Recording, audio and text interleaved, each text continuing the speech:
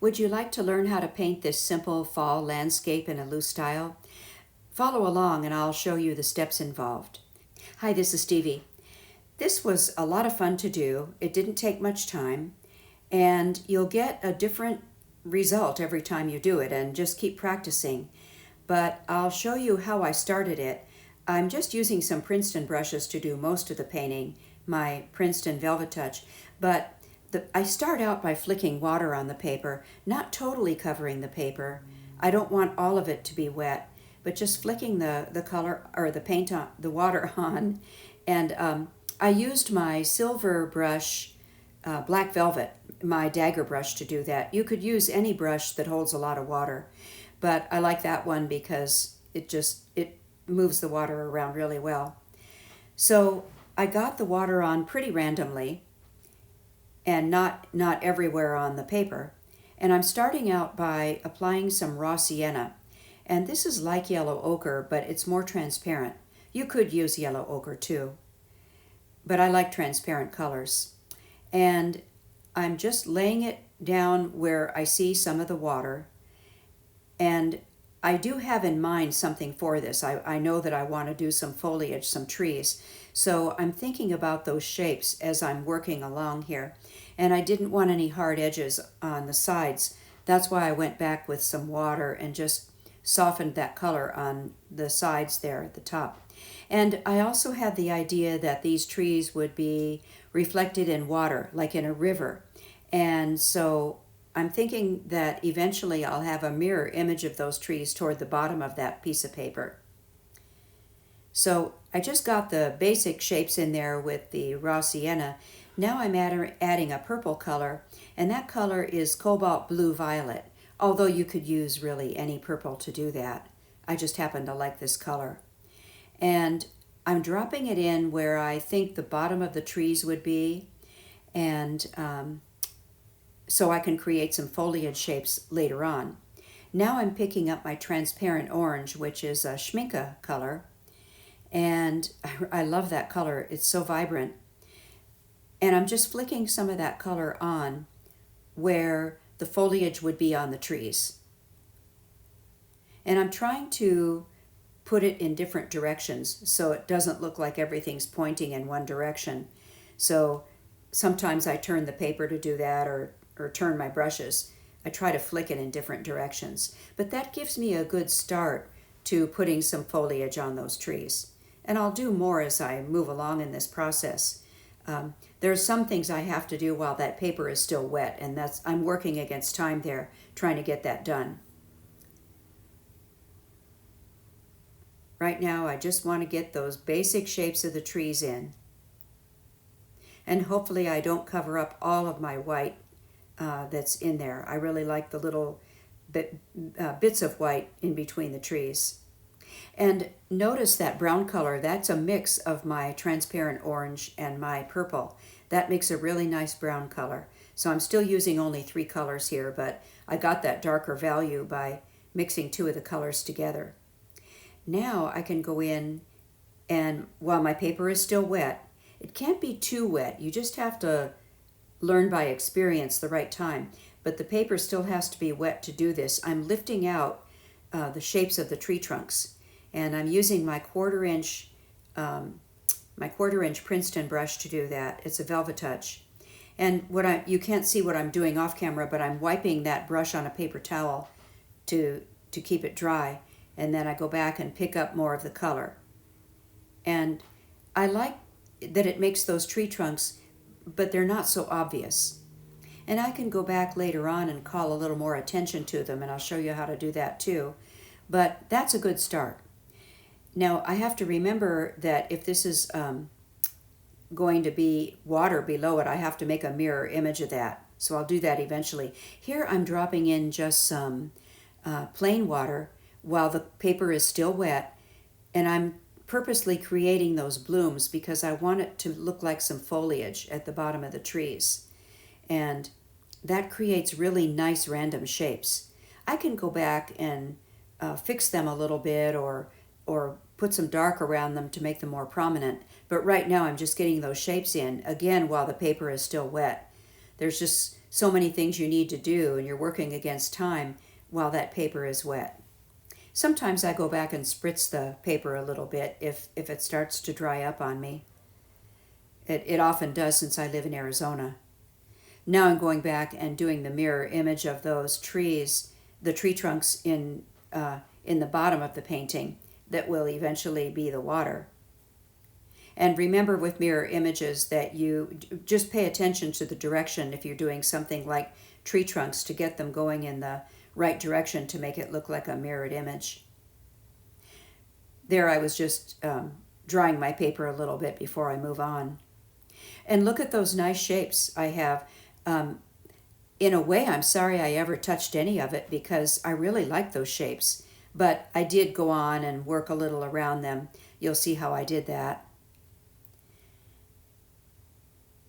So I'm mixing up some color, some dark color for the ground area, and I mixed up that purple with some of the orange to get that brown color, and I'm just getting it in the area where I think the ground would be, and I'll try to create more than one plane with this just for visual interest, but that's a good color for this purpose.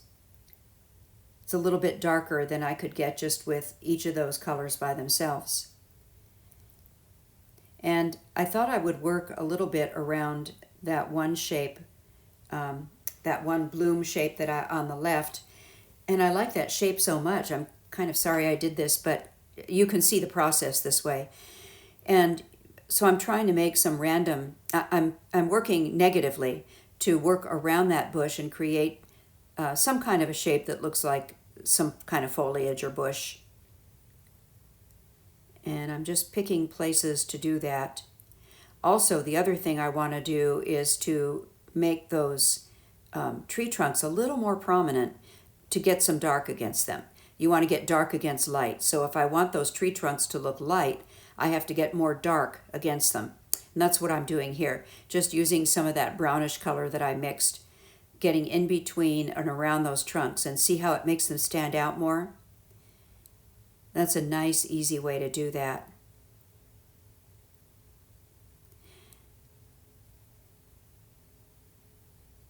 I'm going back in here fiddling. I really shouldn't fiddle too much because that's the one thing about this technique is be very careful because it's so easy to overwork it.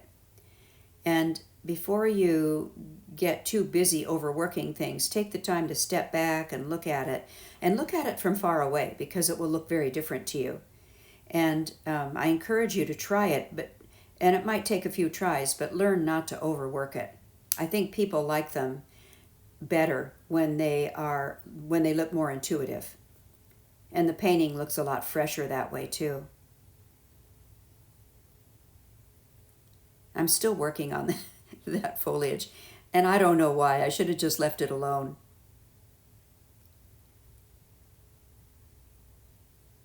I guess I was trying to make it look like there was something behind it, but that was not very effective, and I got rid of it. Live and learn. So I'm going to move on and pull out some more of those distant tree trunks just so you can see them, just by adding some darker color around them.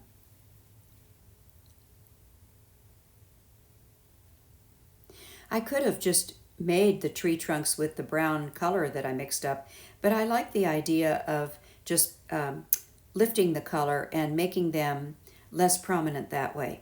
They're there, but they're not sticking right in your face.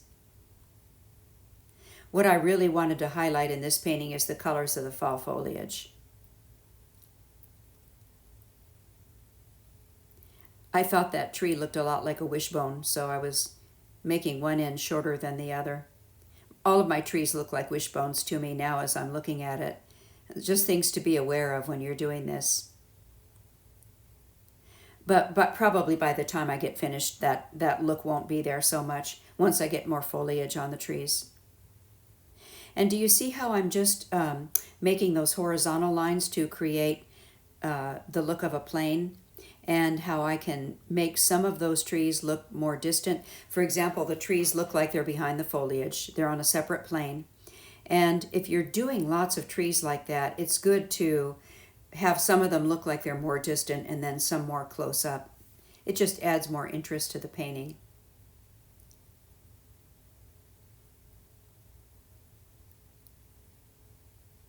So far so good. Just getting some more ground color in on that side. You can never reproduce a painting exactly after you do it. I will say that I like my original painting better, although I like this one too, but I do like the other one better. But especially with watercolor, it is not possible to ever reproduce a painting exactly. And I guess that's true really of any medium. That's why they call this art. I find for myself, even if I paint 2 days in a row, my painting might look very different from each other on those days. That's why I try to always finish a painting in the same day. And going back in where it's going to be water, these are the reflections I'm working on, the reflected image, and going in and trying to make it look like the image up above. Not exactly, again, but something that is similar.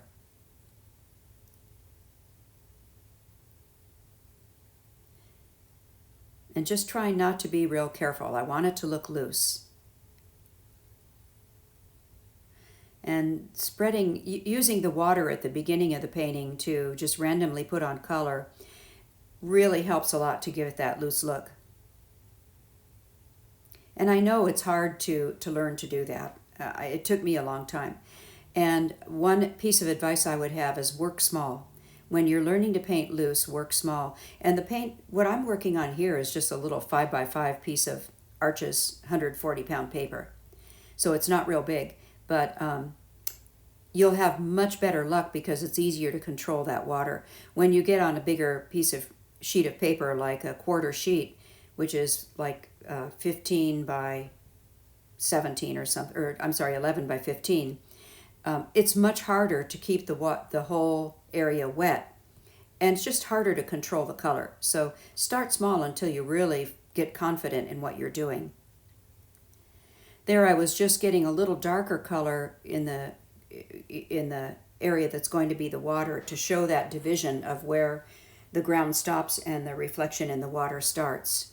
And there I was just spritzing my paper because it was getting dry, and I wanted to flick some more of the orange color on for the bright foliage. So I just spritzed it, and that will keep it wet enough to help that color to spread a bit. And I don't want it to look too dotty, so that's why I went back in with my brush and some water. I do like the look of spatter, but I just don't want to overdo it. And I can go back at the very end and spatter some more if I want to. You can always add more spatter. Right now I just want to get the color in there.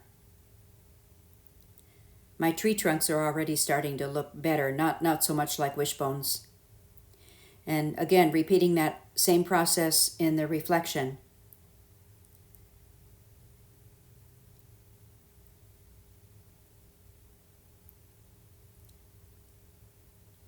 I'm surprised my paper has stayed wet this long, but you can see it's still quite wet. I guess my spritzing helped. Now I'm going in with my liner brush to do a little more spattering, and this is kind of a final touch. Once I spatter this time, I'm not going to touch it. I just want it to look like some individual fall leaves. And you can do as much of that or as little of that as you want. I'd say don't go overboard. But it's a nice final touch to a painting like this. And I did add a little color. I glazed on some orange on that foliage in the front. I thought it needed a little bit of color. And then one final touch is my Dr. P.H. Martin's pen white. And I thought I needed to put a water line in to indicate where the shoreline is for this body of water and to show that that is a reflection below it. So a quick swipe with my liner brush and some pen white took care of that. And so there you have it. Not exactly like the first one, but still a nice little painting. I can see that I need a little more dark in some areas, so I'm going to go back in and take care of that real quickly before I finish up. and I'm just going to use the purple color for that. And I want to get a little more dark color in underneath those white lines that I put in to indicate the water. Not too much. I don't want to cover up all of the beautiful color below it, but just more to indicate water. And then call out some of that foliage by getting in some more dark around it. And it's an easy thing to do. You need to wait till your paper is fairly dry to do that. But that's pretty much it. Getting a little more color on those bushes that I had put in. And I think that's about it. I hope this video was helpful for you. And if you like it, please give it a thumbs up and think about subscribing. Thanks again.